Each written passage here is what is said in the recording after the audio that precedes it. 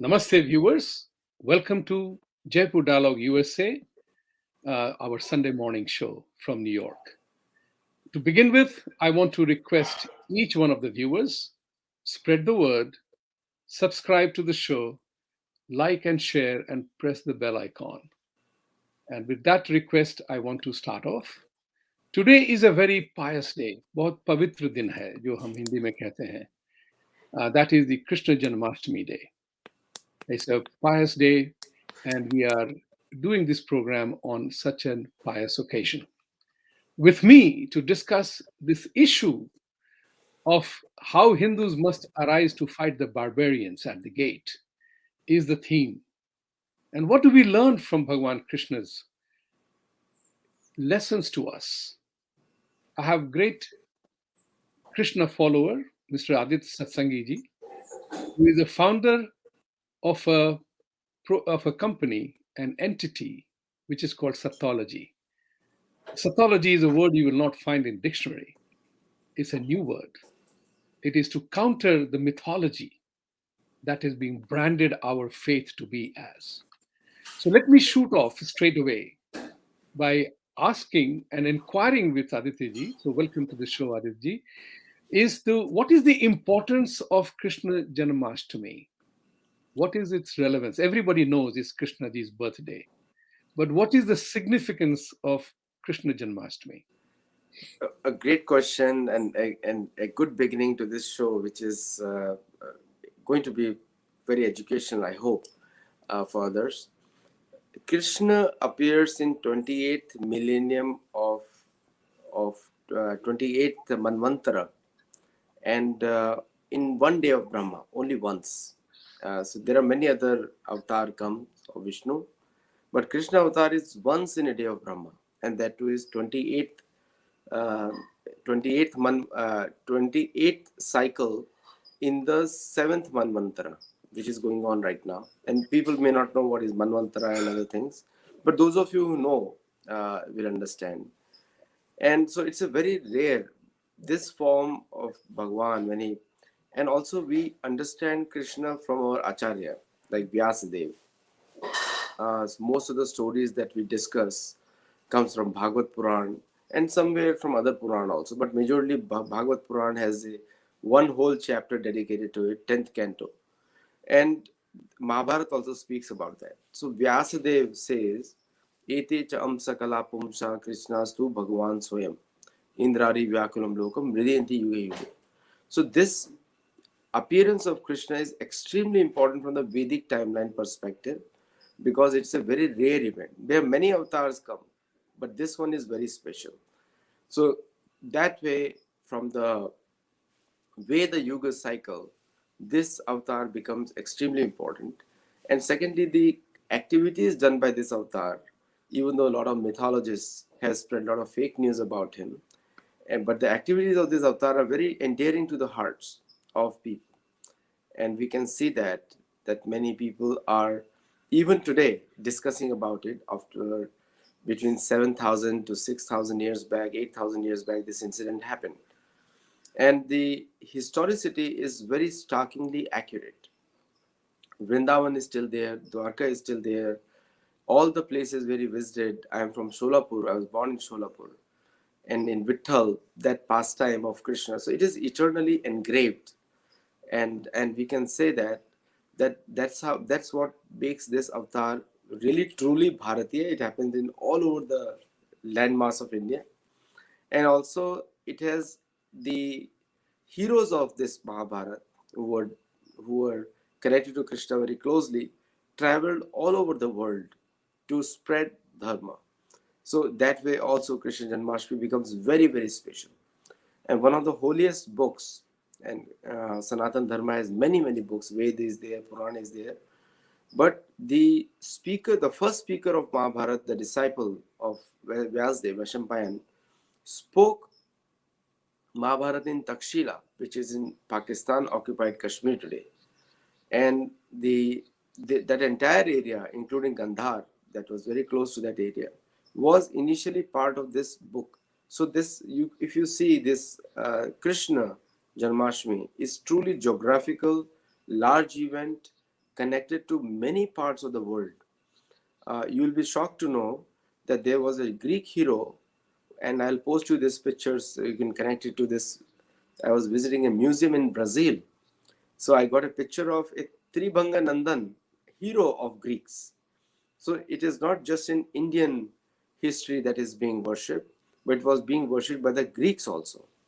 And many of the stories which have been part of the Krishna, which is Srimad Bhagavad Puran, which was very popular in India, traveled to Greece and Rome and other parts of the world also. So therefore, it makes it historically even more relevant in today's time. And due to various movements, there are a lot of Krishna devotees all over the world, in every country, 155 countries now. And some places, the presidents and the prime ministers are also studying this book Gita, which was spoken by Krishna in the just before the Mahabharata war.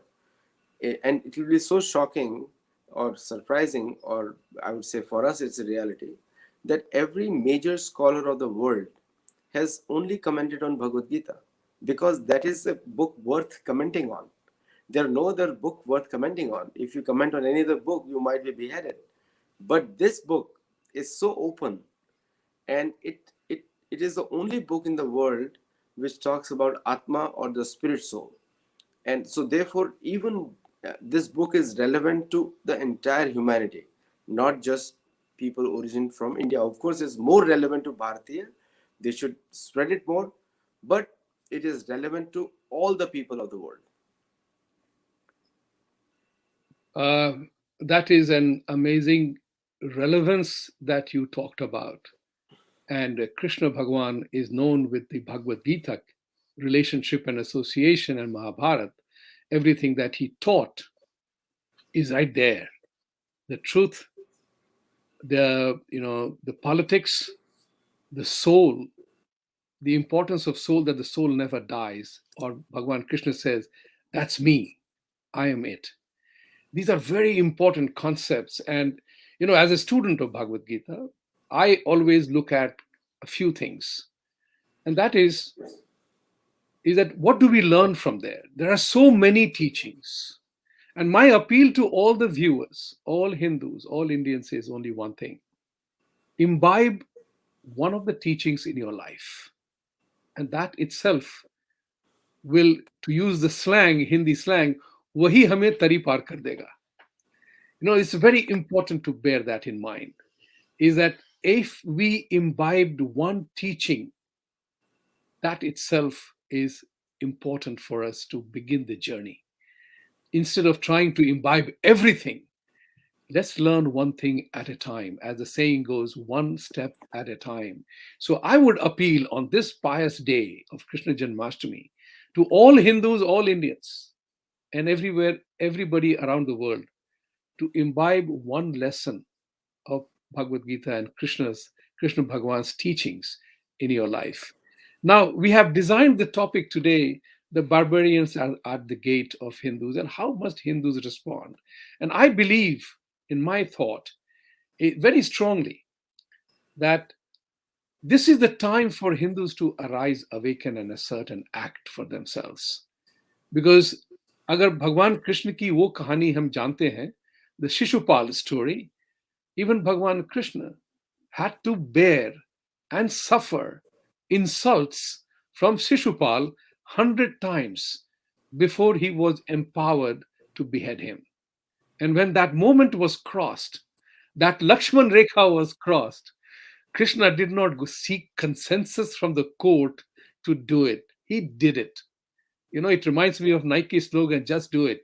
So the moment the line was crossed, Krishna went into action.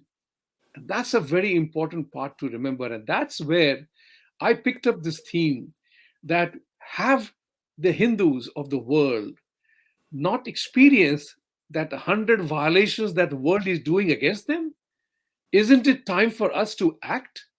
And the reason why this I'm talking about is, the beginning point is that we know we have been under severe attack, as if we are the only dreaded evil on the planet Earth. Rest are all okay because they are doing per their book. But because we are who we are, we have become a threat. And I wanted to read to you this dismantling global Hindutva conference that is happening. What a wonderful timing when Taliban is asserting and doing whatever it does. People are talking about Hindutva being a threat. Now, they have a 3 day conference. There are many topics listed there. Everything is as if it is an evil Hindutva in relation to even the last session is Hindutva and white supremacy. So they want to connect us with that. But the takeaway point is, and that's the point which we must contest, and that's the beginning for every Hindu to see the barbarian is at the gate. We cannot offer them lassi, gulab jamun, and matar paneer to them to calm them down. They are here to slit our throat. The barbarian is attacking us on every single platform. And this is what Trushke says in her tweet. Do consider attending to learn more about the threat and power of Hindutva in our world. Threat and power. This is more a fear or phobia that is being done against us Hindus. Where is the power? Just because there are 100 CEOs running American companies? Or is it because they see the rise of Hindutva with the rise of science and technology that is demolishing the fear and ignorance part of established religious organizations? Your thought? First of all, I would thank Audrey Trushke for uniting all of us, number one. And secondly, I would like to say to people like her, not just, she's just a symbol. It is the whole academic institution, right from Max Muller's time, which is working against and spread Hindu phobia, is going on since 1848. And 1888 is where they commissioned a theory that how Hinduism or Hindutva or Sanatan Dharma is a threat to colonial powers. And that was the theory on which civilizing the Hindus campaign was started by the British in 1901 census and creating a new British education policy. Even today, a lot of Christian evangelists go to India to teach English. And I tell Americans generally that more Indians know better English than most of you, even though that is not their language. Grammatically, they are more correct. And in also the books, the amount of books coming out of India is twice of entire Europe and America put together, even today. So it is the literary powerhouse. And when they say the power of Hindus, now that is a credit to us that despite being colonized so heavily, we are able to stand up. Still, we are able to stand up despite not being in power. Now, to people or academics like her, doesn't look good on their record to be hateful propagandists, because when they become hateful propagandists, they are actually leaving academics and science and working on their emotions. So that is first criteria for the universities to fire such kind of political professors. These are politicians, these are not academicians. Now, and the biggest disservice that is happening is to America as a country. And I must tell you, the decline in American international politics has been evident during the past few weeks in the international fora. And that is directly the result of these kind of academics teaching to their students. So the American universities, I know many Indians love to go to American universities to get a better job. In science and technology, yes, it's good. But humanities, America is the worst. Now, the contrast to them, when they say the threat and the power, obviously we are powerful. Hinduism or Hindus are all very powerful because we have the backing of Bhagavad Gita, we have the backing of Ramayana, Mahabharata, Veda. You can see the entire literature on the front, in the back. I have lots of Veda, everything I have. Anything which is published by Gita Press is out right here. And so the amount of information we have, the amount of culture that we have in our books, naturally that is unbalancing their minds. And that's why they are speaking rubbish, because they don't have such information. They don't have such information. And even if they have such information, they won't be able to learn, because there is a process of learning Vedic information. That is tat vidhi pranipatena pariprashena sevaya. Updekshani tadyanam jnaninas tattva darshana. So it is a process. That is a they do not have pariprashnena, they do not have paripatena. So they are insincere followers, propagandists, haters of the Vedic culture. You're on mute, Yeah, I Vibhuti. request you to translate those two words in English because many people may not understand that. Yeah. Pariprashnena means humbly asking question with the intent of following. Number one. Number two, paripatena. Actually, that is number two. Paripatena means humbly desiring to serve the teacher. This is the Vedic culture. And the Vedic culture lives on these two principles, and every student comes out to be like a golden student. We have done many experiments with the Gurukul students and the regular students. The general IQ level and the intelligence of a Gurukul student is way higher. It is not madrasa education. Madrasa education dumbs you down, but the Gurukul education opens your mind. And the Vedic culture and education is all about opening the mind, and which is only possible through the Vedic literatures or Hindu literatures. I would say proudly say I am a Hindu and I will always remain a Hindu. And and the the Hindu literatures open your mind, and ultimately that is the only thing which the world needs today. What has happened to natives all over the world? They have all hidden that information, and the only surviving native culture of the world with all its power is the Hindu culture, and it is going to grow despite of these political academics who are just working on the money from some foreign sources, and to protect their job, they blah blah blah, they talk whatever they want in their mind. And understand, the first sign of an academic is they are civilized, they do not spread hate. If they do not have references, they don't speak. Even for us, even for me, it matters. Therefore, I have to quote a shloka or quote a reference before which I cannot speak, because that's the way the culture and traditions go. And one of the important characteristics of a Hindu culture is evam parampara praptam. The important thing is parampara, and we have unbroken parampara. Many parampara goes on. Krishna is unlimited, Ram is unlimited, and therefore there are many teachers and schools of thoughts. But all schools of thoughts ultimately reach to these same personalities. So have an open mind, we have a large acceptance that is not there in their culture, and that's why they're jealous. So these political academics are only suffering from jealousy, and the universities who employ such people have to think that they do they want a jealous professor or a hateful professor or a propagandist or a genuine researcher. And that is severely lacking. And if the universities don't step up of genuine research, then definitely our paramparas will stand up.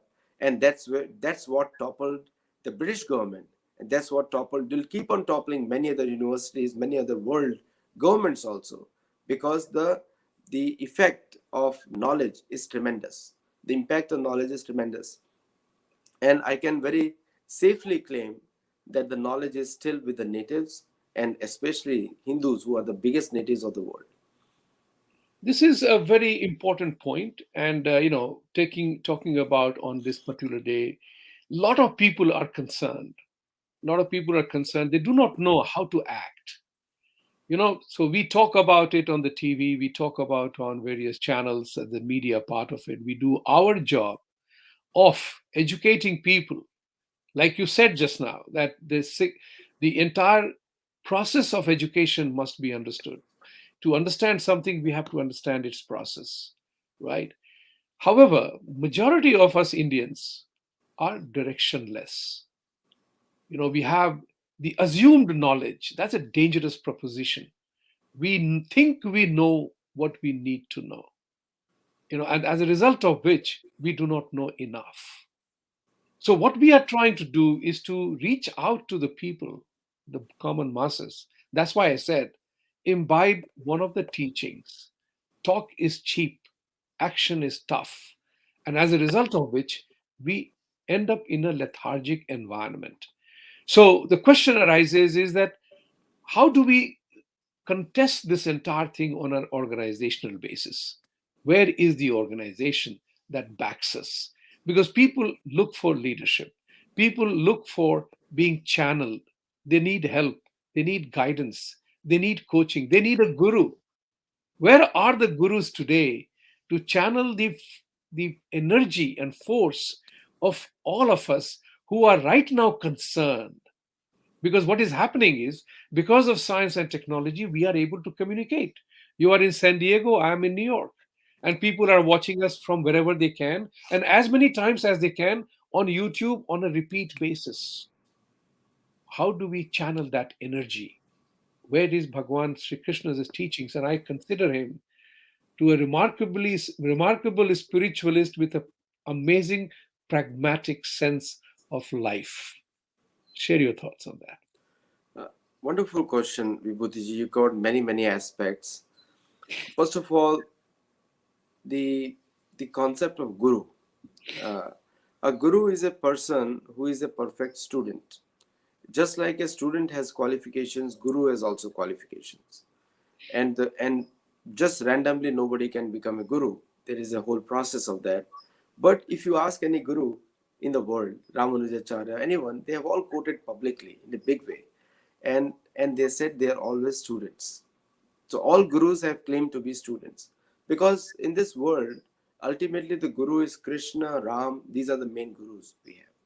So my advice is, just like you search for a good university to get yourself to get a good job, or so it is the duty of a seeker to search out a guru.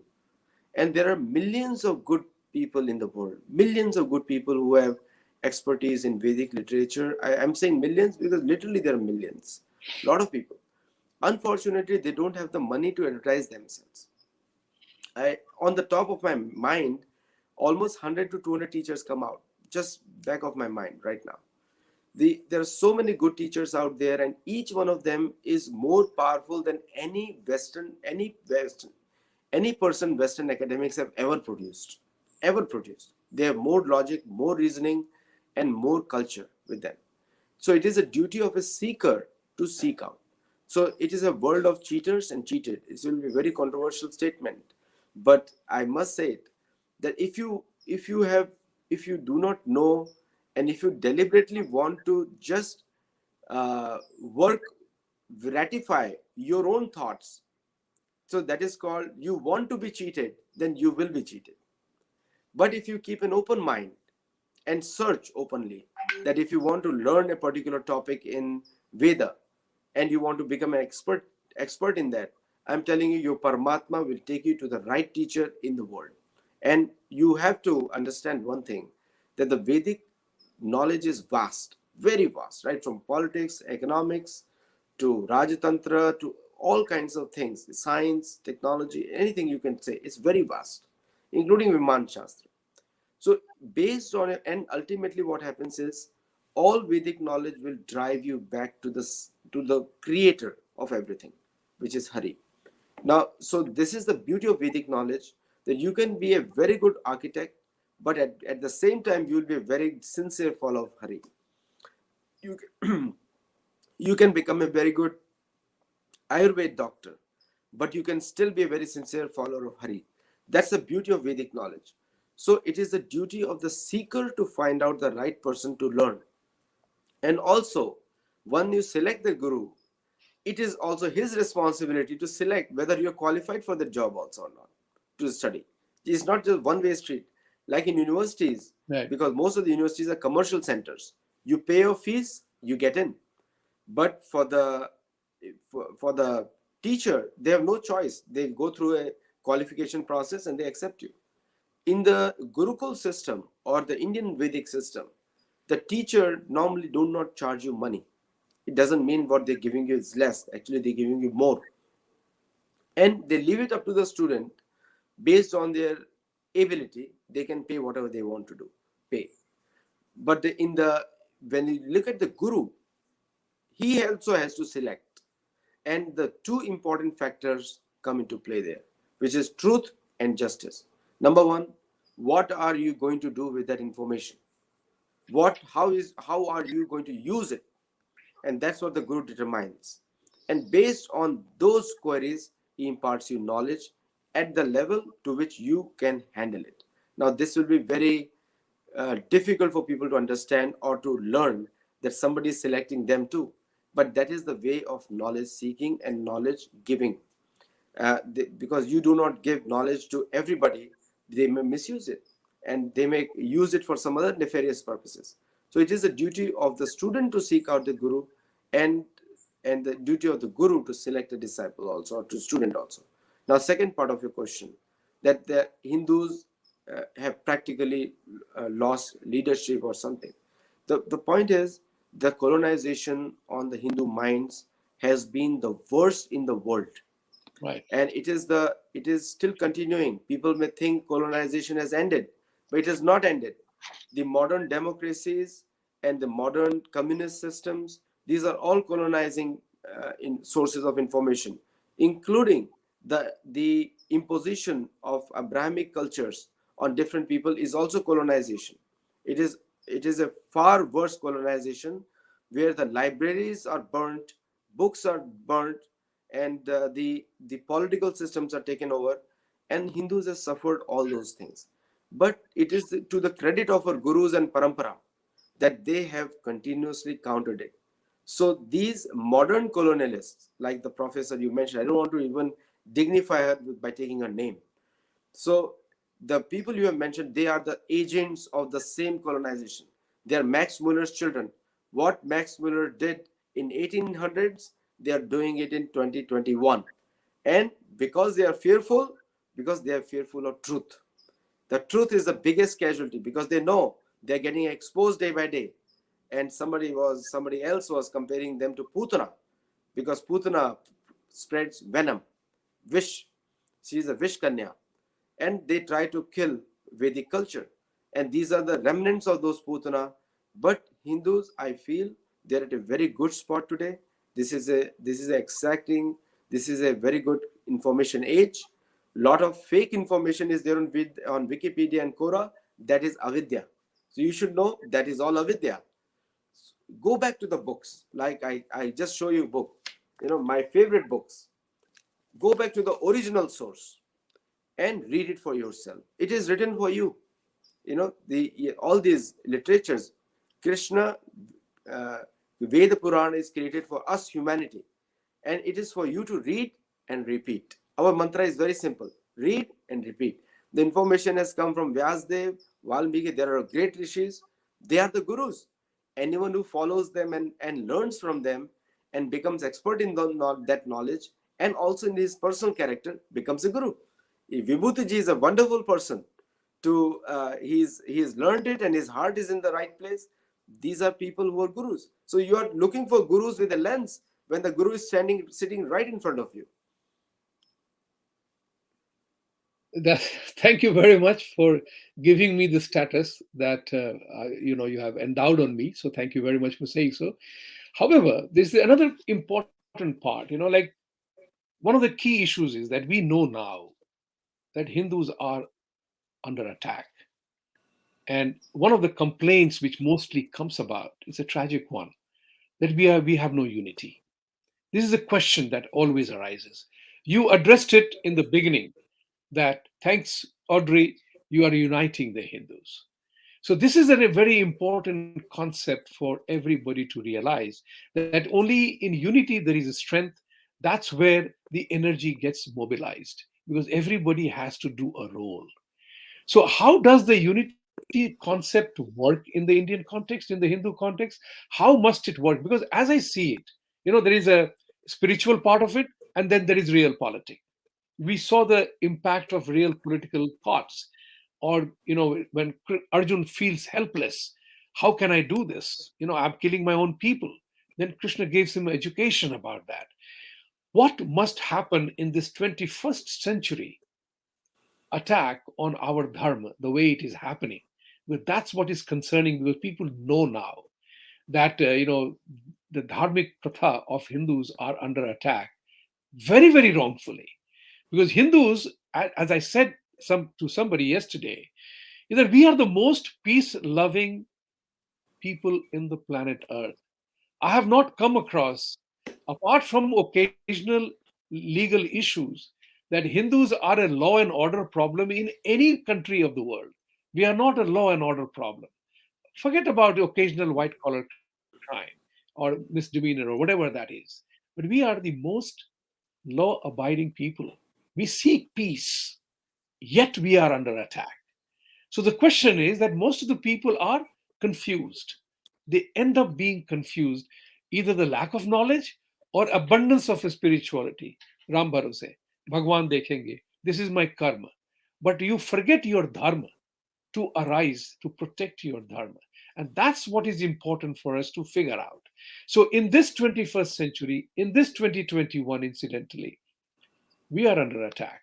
And we NRIs have are under attack because we are one of the most successful immigrant community anywhere. Is it jealousy? Is it the fear that these guys have not been conquered yet?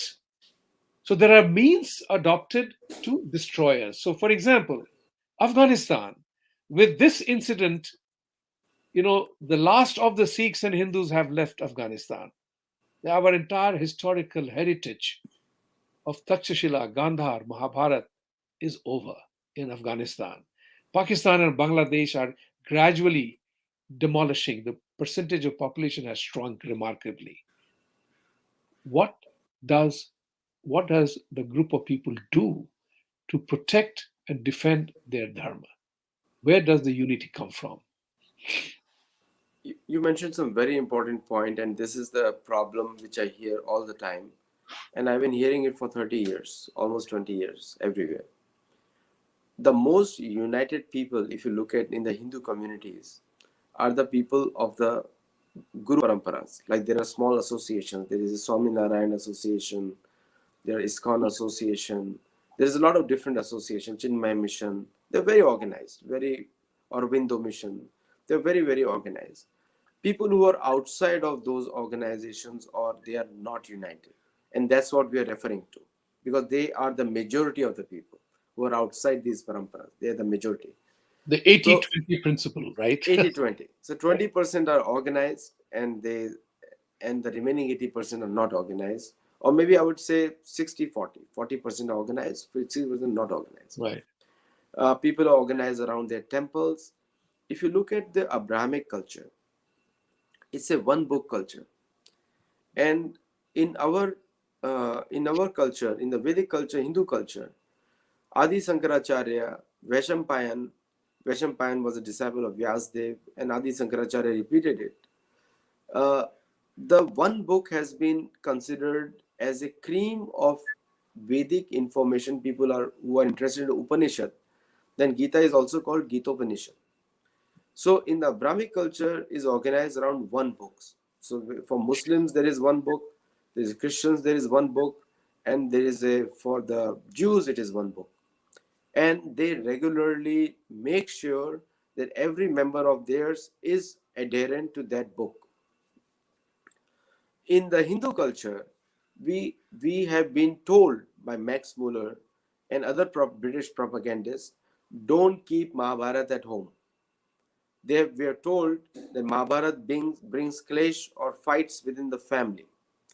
And traditionally, they wanted us to disarm us with even the capacity to politically unite or rise. And that has continued in the Indian education system even till date. We were told that the invaders were a blessing on us. Muslim invaders brought culture. That's what we were told in the schools and textbooks. Now we are discovering that what Akbar did, the Akbar was also a terrorist in a way. What Akbar did, what Aurangzeb did, what all other people did who invaded India was almost like today's standard of terrorism. Now the education which has been told to us that do not follow anything, just follow your own mind. That's what it's been told to us. While they are following a book, we have been told to follow a mind. We have been told to become secular, but they are not secular. Even America as a society is not a secular country. It's Judeo-Christian country. That's what they claim. Majority of Americans, 72% of Americans claim it's a Judeo-Christian country, and including the immigrants, they say nowadays they've added Judeo-Christian Islamic nation. That's what they're adding now. So the only us as a Hindu community, we do not have faith as a basis of unity. So the number one thing is unity comes when there is a common purpose. And the common purpose for us, or the common object of purpose, or a purpose of object, whatever you say it, is Bhagavad Gita. There's Adi Sankaracharya said it, and Ramanujacharya said it, Madhvacharya said it. All these great rishis and munis, they have valued that one book, Bhagavad Gita, as the essence of all Vedic literature.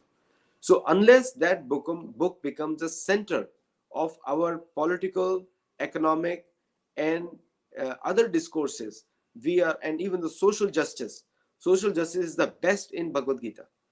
And unless that book becomes the center of our dealings and interactions with each other and with the outside world, the unity will not come. And unity just on the basis of WhatsApp tweets, WhatsApp messages, and order Trashkes, many of these people, that is a temporary unity. It's not a long-term unity. It's like you just because you like samosa in the morning, you cannot have samosa for 365 days in the year. You will not like it. So these events and these are the symbols of disunity actually. They are temporary unity and temporary disunity. Permanent unity in the Hindu culture will come when every family, every child is taught Bhagavad Gita and discusses everything in the world around all the current events from the perspective of Bhagavad Gita. Now let me tell you one thing, the social justice, how I said social justice is the best in Bhagavad Gita. Now, number one, there is a big propaganda against, I know that your questions will come up later on. Caste is a big word used by all these people, that the Brahmins are the ones who exploit the other castes. Now, caste is a Portuguese word. We have discussed in the last session. It has nothing to do with India. India is Varna. So my question to you, to all these Hindus who have misunderstood it, from Hindi Varnamala, Ka, Ka, Ga, Ga, Sanskrit Varnamala, Ka, Ka, Ga, Ga, or English alphabet, A, B, C, D, which one is better? Tell me. Will you give preference that every word of yours will start with A because you think it is better?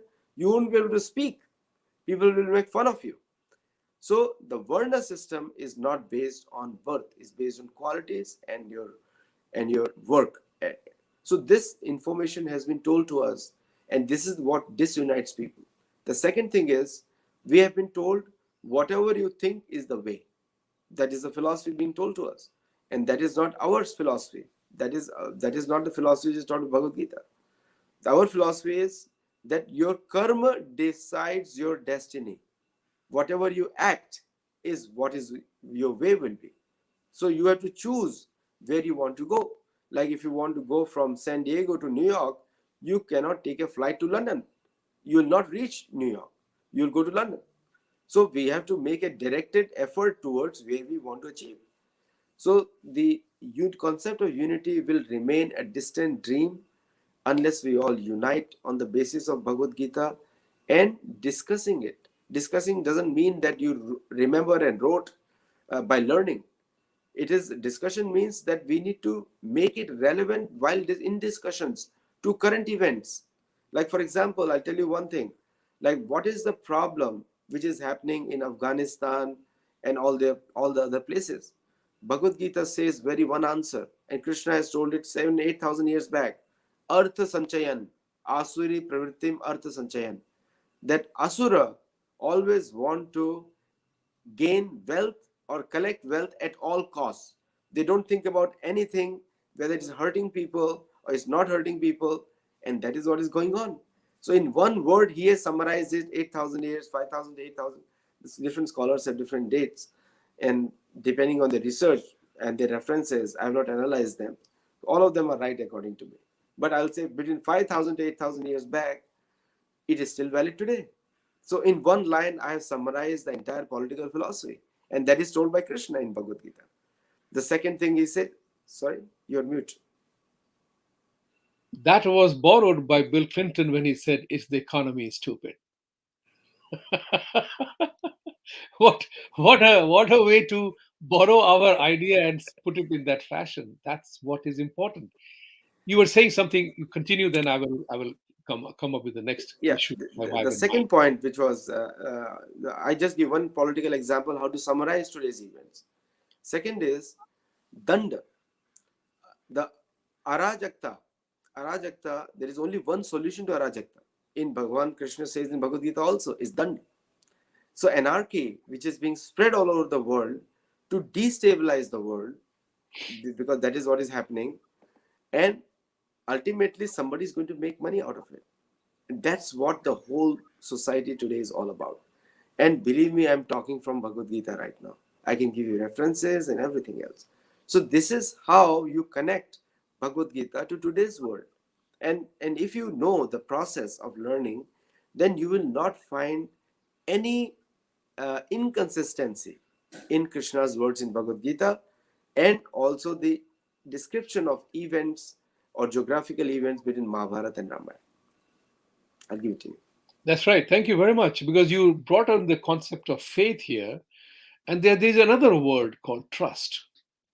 This is important word, trust, vishwas.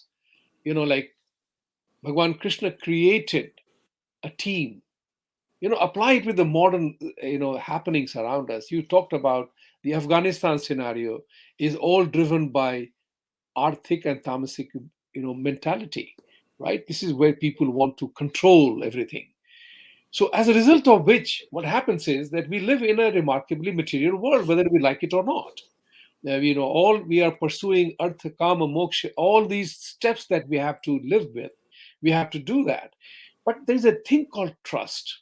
And one of the things which I have noticed in us Hindus is the lack of trust. And that lack of trust is also because of lack of sufficient knowledge and understanding. Because trust is the basic element that unites community, teams, sports, army. There's a trust and a faith. Like once one of the greatest generals of Indian Army had said, we were sharing a platform on leadership. He said, in the armed forces, the motto is country first, battalion next, me last. In material world, it's me, me, and mine, right? How does one bring about the cohesion in that? Because lack of trust, it shuts us down by not listening to anybody and suspecting a motive. And I have been saying that this particular thing, that once that happens, there is no unity, there is no prosperity. And one of the things that I personally want to tell all Hindus is that you have to allow people, when they are doing something, let them do it. Learn the lessons from the battle of sports. Military trusts each other, sportsmen trust each other. The goalkeeper will not allow to defeat the team. The striker is scoring and the goalkeeper is leaking. You can't win. So if there are people like Aditya, Satsangi, Vibhuti, Jha, Pushpendra Kulashestra, Sanjay Dikshit, or Gaurav, whatever names, Gaurav Pradhan, or Major Gaurav Arya, or there are so many of us. We are trying to do something instead of support each one of them.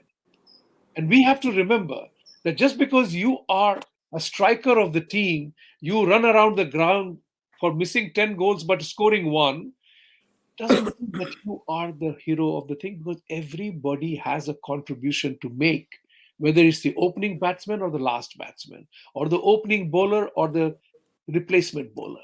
Everybody has to do his job. And we must know that we can't fight with each other just because we establish our varchasva, that I'm better than you. How, unless that happens, the trust, the unity will be missing out. The other element that I talked about, I want to say, is the language part of it. That is one issue. Caste is a completely different discussion, and I want to have a big discussion on caste issue, how to dispel that. But language in India is a major challenge, and I believe that we have to unite behind our language. We talk about English, we talk about Sanskrit. I am requesting people, every North Indian, every North Indian or Hindi speaking guy must learn one of the South Indian languages. or any other language, whether it's Assamese, whether it is Marathi. I have learned some Marathi, or Malayalam, or Kannada, or Tamil, or Telugu, whatever it is. Learn. That's how you will bring about a homogeneity of purpose, because then we realize how Sanskrit was used in every language.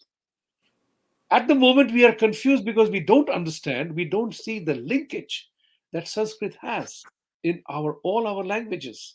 And that's what is important for us to know. Every South Indian, I must say, I have lived in Bangalore, I have traveled in Kerala very extensively, in Tamil Nadu a couple of times. They all understand Hindi. I don't blame them for that. They understand Hindi, follow Hindi because of movies or whatever. But Hindi speaking, the northern belt doesn't pay attention to the southern languages. This I'm a Hindi speaking guy, and I've lived in South, and that's why I want to say this.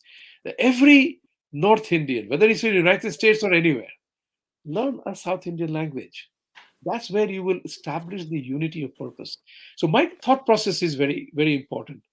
The trust that we need today is of highest importance.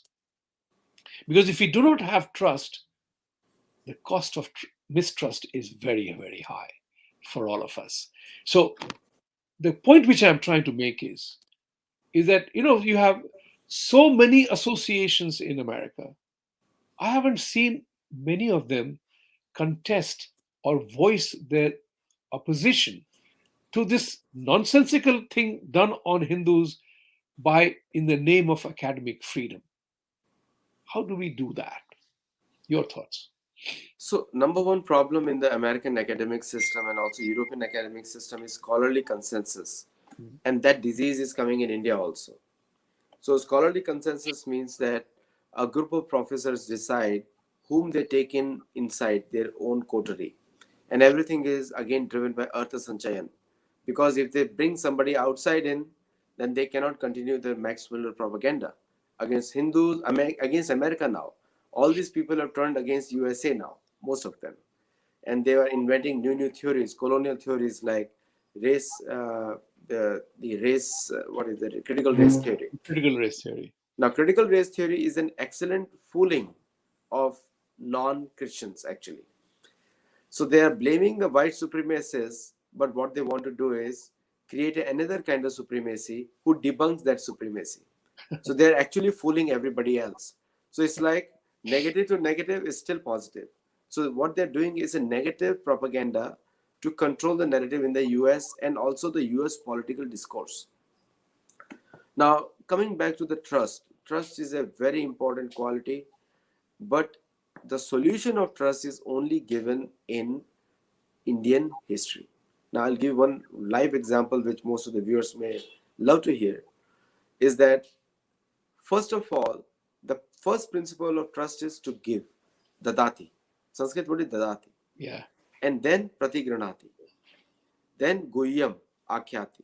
So first you give, you take, you reveal your heart in confidence, then you accept somebody's heart in confidence.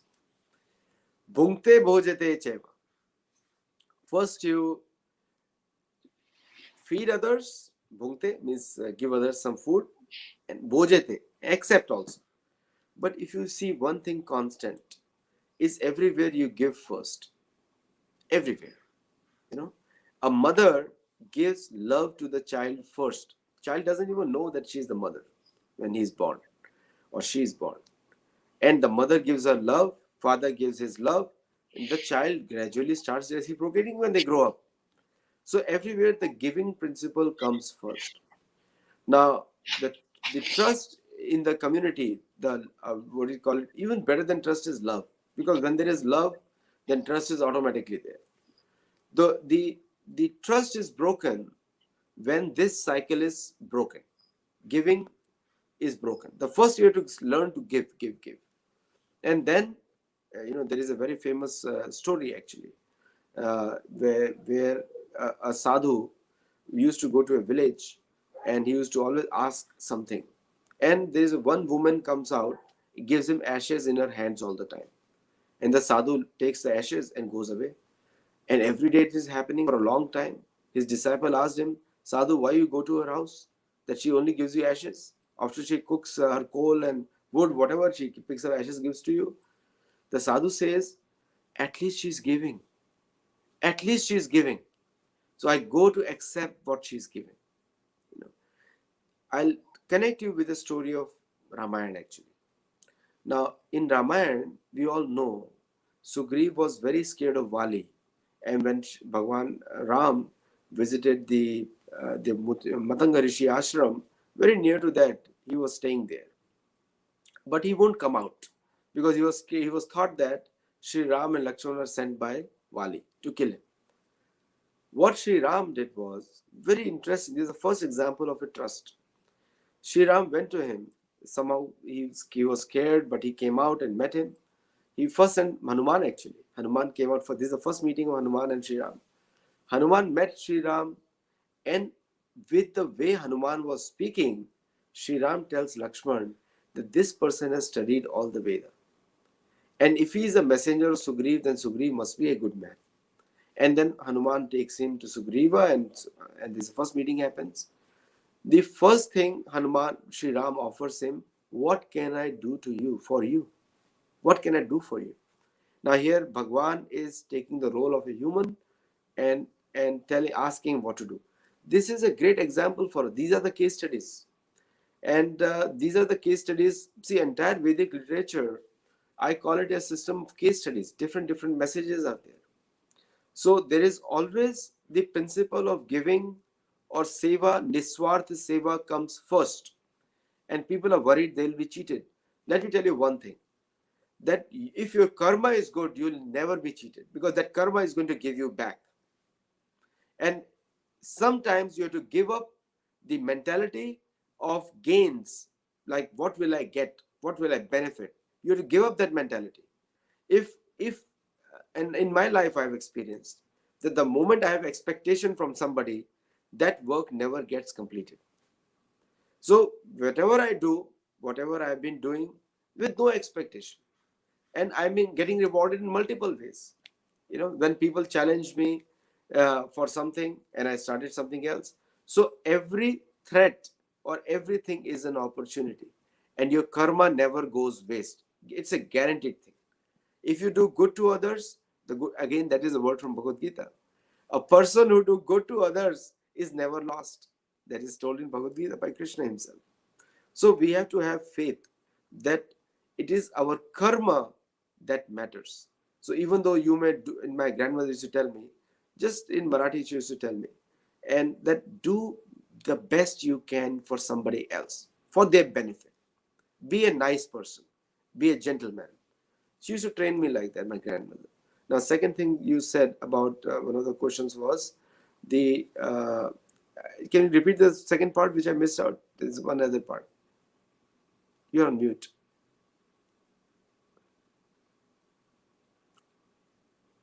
You made me forget the second part. Anyway, it will come back. We will come back to that, but let's go back. The given time that we have had a very interesting spiritual understanding of the things. However, as the rubber meets This is the road, commonsensical. This is not just spiritual, this is commonsensical. Commonsensical. What I'm trying to say is that spiritually is not nonsense. Yes, Sanskrit language, Sanskrit, the language. Yes. Okay, go ahead. Yeah. The even in the Ramayana time, and I'll be very short so you can continue very short.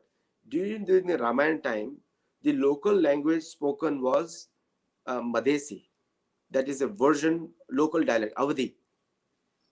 Yeah. But the official language was Sanskrit. Even Mahabharata time, the local languages were different, but the official language was Sanskrit. Sanskrit is the most uniting language in Bharat. It is the most uniting language. Telugu is 80% Sanskrit. Malayalam is 70% Sanskrit. Marathi is 65% Sanskrit to 80% people claim. Hindi is the only one which has least amount of Sanskrit. It has more Farsi words on there. Hindi is around 40% Sanskrit. So what I'm trying to say is it will be easy for people to speak in Sanskrit. Bhavata tum, bhavata kim, kim agata, like it's very simple. Tom kim karoshi, simple as that. Yeah, yes. Yeah. So this is what that whenever somebody says that we should be grateful to the British for giving us the English language that unites everybody, I say that hey, British came to India, the golden bird, which has 26% of the world trade, without English. Why don't we look back at our own history? And it's not an ancient history, it's a modern history. We were the golden bird with 26% of the world trade without English. And we will establish the connectivity of every language via Sanskrit if we begin to understand, as you rightly said, the percentage of Sanskrit in Marathi, Tamil, Telugu, Kannada, whatever it is, like it is there. So if we begin to hear those words, we will know exactly what's going on. So that's one thing. But I wanted to get back with the given time that we have that in America right now, there is a woke culture and there is a definite amount of jealousy against Indians and Hindus. Indians, particularly, I say Hindus specifically, driven towards that. The point I'm trying to make is that if this kind of attacks continue, then what will happen is that we become victims.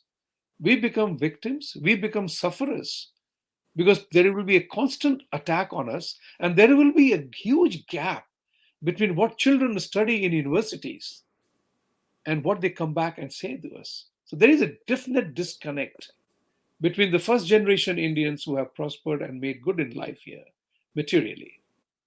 But there is a total disconnect on the other side of the story. When the children say that we are Hindus, we are pagans, and we are whatever, we are not respecting of others, in reality, we are the most non interfering in other people's faith, which I always say that I'm perfectly cool and happy. If you believe Jesus is the only way, good for you. You found it.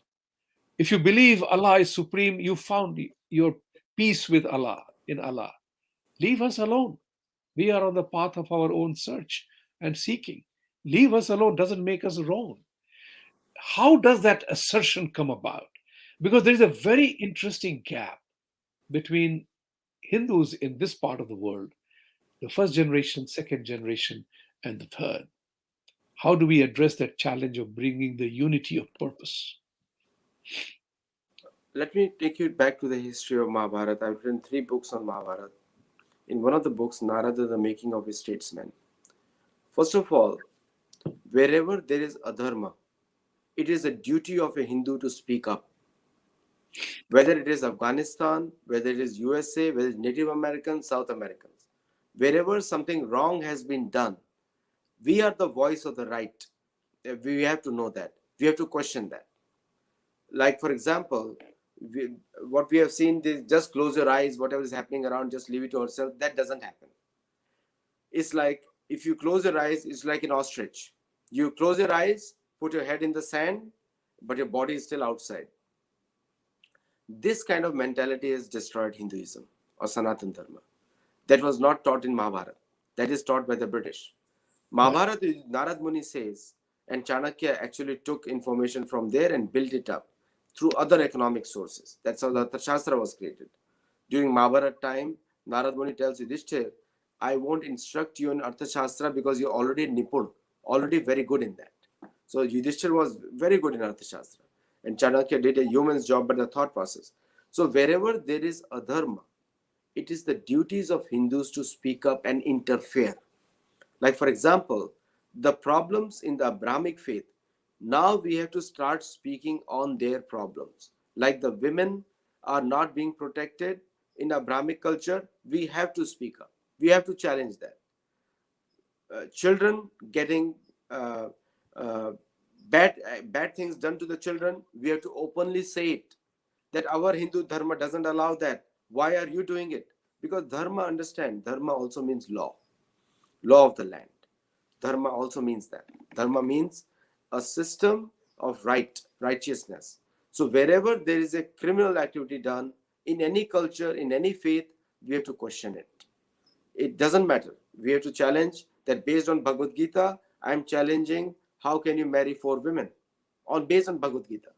Based on Bhagavad Gita, I am challenging why you are why the women have to be covered. That is the biggest problem. Based on Bhagavad Gita, I'm challenging that why I have to speak English. I'm speaking English because I speak to Americans too. There's some Americans, or for general language. But I can speak in Sanskrit also. Not very fluently, but a little bit.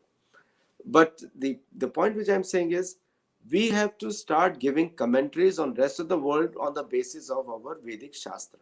Right. And that's the mindset we have to change. We don't have to live in colonial mindset of just listening to the white man telling us.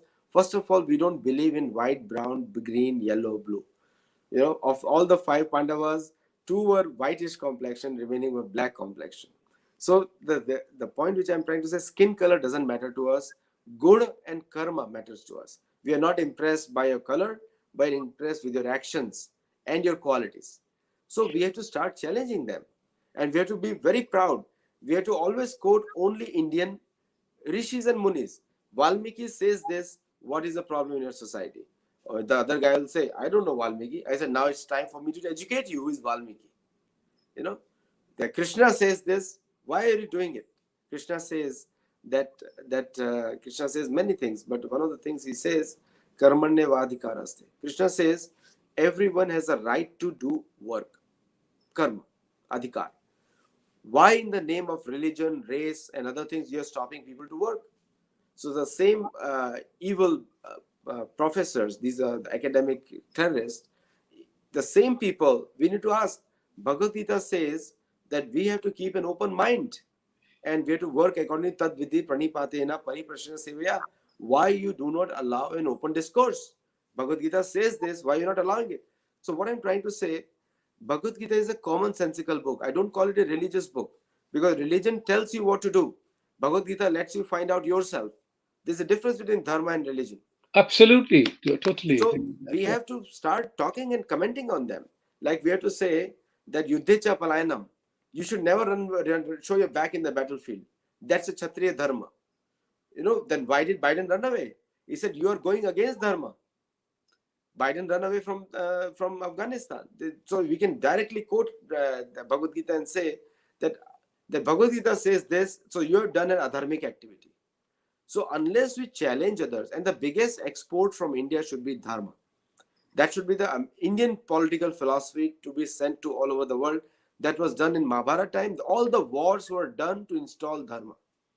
We have not started doing that. We have to, and this is the point which I want to come to a close of the show. We have a couple of questions. Viewers, if you have questions, please ask. I don't want to have this a two-person dialogue only, but you can definitely ask questions so that we will try to address that question. And before we get to the question, maybe this is the question that we will start with. Why are most European and US universities left leaning? This is the 21st century phenomenon, or it has been going on for a while. And this has been so since decades. How does that happen? So, number one, left and right were invented by the French. Anyone who opposed the government was the left. Anyone which was in favor of the government, monarch, was the right. Now, in a democracy, these positions keep changing. So there is no permanent left, there is no permanent right. Unfortunately, because of academic stupidity, we have made a permanent left, permanent right. When a Hindu tells me, any Hindu person tells me, I am a right winger, it's the most stupidest statement you can make. Because as a Hindu, we are supposed to be neither left nor right. I've written an article on Sathology.com. I've written many articles there. We are neither left nor right, we are dharmic. We go by our brains. So left and right is for the brainless people. So let's kick this stigma out. We are not right wingers. We are not left wingers. We are dharmic wingers because we are common sense. We have brains. See, only I have a cow in my house, and I have great respect. I don't call cattle, but only the sheep follow a brain one side. One leadership, if she will go, everybody will go there. And the point which I'm trying to say is only sheep have herd mentality, goats have herd mentality. So don't brand yourself as left or right. And American universities are not left, they are totally stupid and irrelevant today. So I tell people, if you want to become, if you want to close your, if you want to just get a job, join an American university, you'll get a job. Okay, because that is there. But if you want to do so, get the skills from American universities, but do not learn the culture that they're trying to spread. Like most of the Indian kids or Hindu kids go to Berkeley, so they go there as a dharmic kid and come out as a totally jackass. They come out as totally looking in the sky because they totally learned that Bhagavad Gita is a fictional material. Okay, so do join there.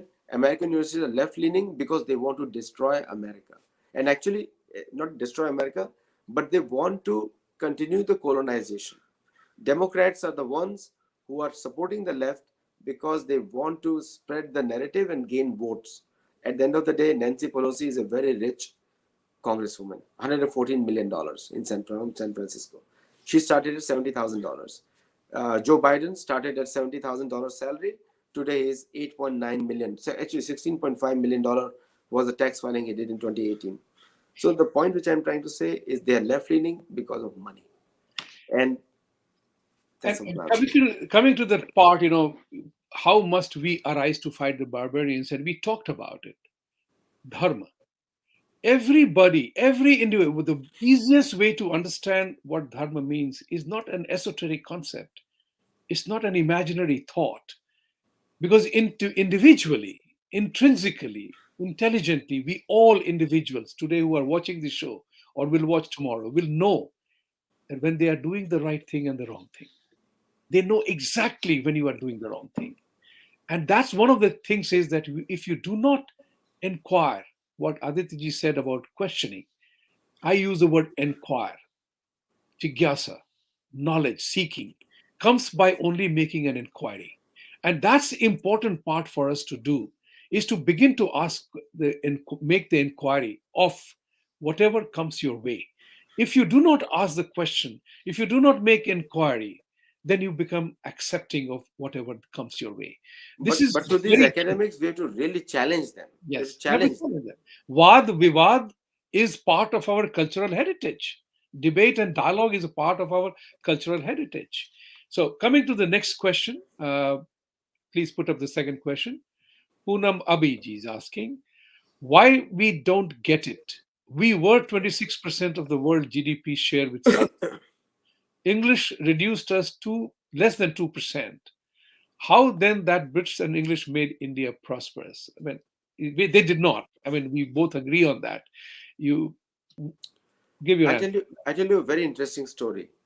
When the Spanish conquistadors conquered South America, South America was way richer than Spain, and today again it is way richer than Spain. Spain is a poor country as compared to Mexico. Yeah. Now there are only three objectives. One was gold, glory, and God. So gold, glory, and God. That was the agenda. And the Indian, in fact, when the Islamic loot started, before that, Indian share of the GDP was 47%. 47% of the world trade. Islam reduced it to 26%, and the British reduced it to 2%.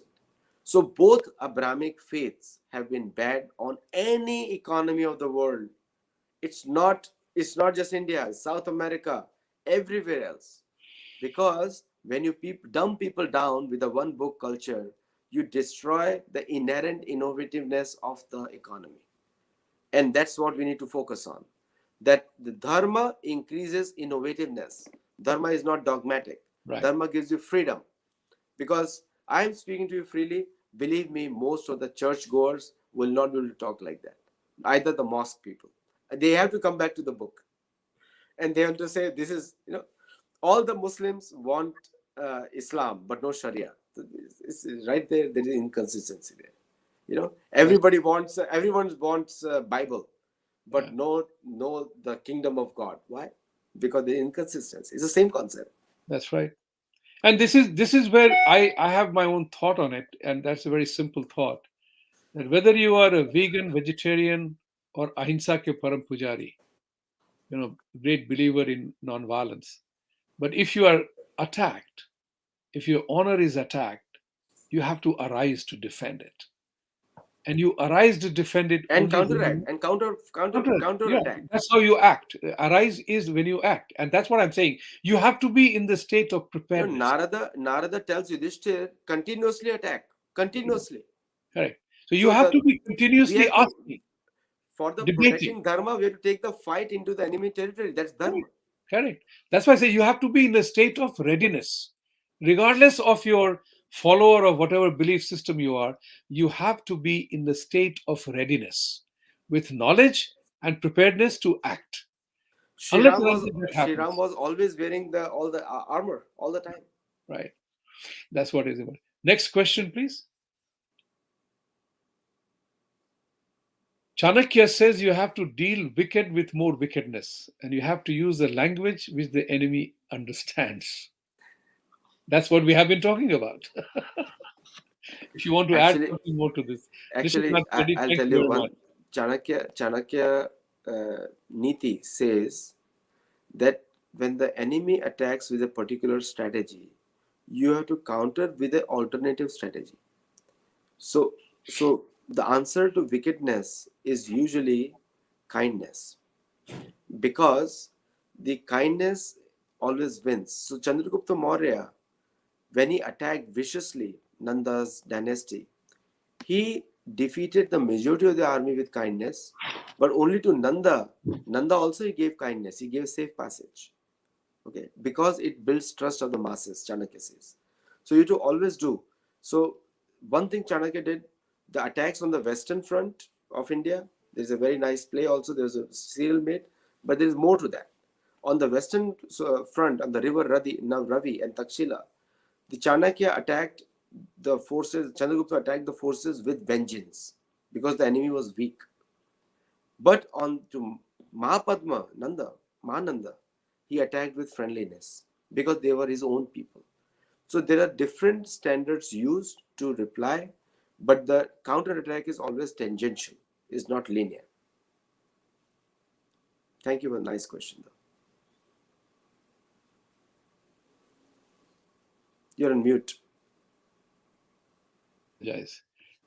Talking about the Vad Vivad debate, questions, and inquiries, it is very important for us to be able to question the basic legitimacy of something. And the things that come to my mind is to get engaged in the societies that we live in. And you have to begin to ask questions. So begin to ask questions about what exactly is freedom of religion? Is conversion a sin against God's original intent? Aditya could have been Albert, Vibhuti could have been Victor, or somebody else could have been a mullah, a name, whatever is there. But then God made us what we are if He is the creator. Is conversion a sin against God's original intent? That fundamental questions that we have to ask. We have to ask this question. You want to fight the barbarians? We have to ask a question. Where is human rights in Taliban? Why Amnesty International? Why human rights organizations are not questioning the element of human rights violations in these societies? Why are they asking us when we are managing our own life so very peacefully? Yeah, it's not perfect. There is always imperfection in the societies and countries that we live in. Nothing is perfect. The point is very important here is that we have to get ready. That's the only way to fight the barbarian. Do not take an attack lying down. You have to take the attack standing up. There are very simple principles that we have to stand up for. So, Aditya, it has been a wonderful conversation. We have crossed an hour, and want to thank you, viewers. Like, subscribe, support, and your support is the biggest encouragement for us. Many of you always ask, is the TV dialogue enough to solve the problem? But that's the first part of learning. This is if we were not able to use the technology to share what we want to share with you. That's what is important. Making inquiries, asking questions, not taking things lying down. And we have to we have to kind of be ready, regardless of who you are. If you are attacked, you have to arise to protect and defend. And to protect and defend, you have to be in the state of readiness. You just don't become ready overnight. You don't get up from bed and start driving a car. Learning the manual to how to drive a car doesn't make you a good driver. Just as learning how to swim from a book will not make you a good swimmer. You have to practice, practice, practice, and practice. Therefore, study Bhagavad Gita, study our texts, our Puranas, Vedas, everything else, and that's what is important for us to be able to get ready to fight. Thank you, viewers. Thank you, Aditya, for being with us. See you again next week. Namaste. Namaste.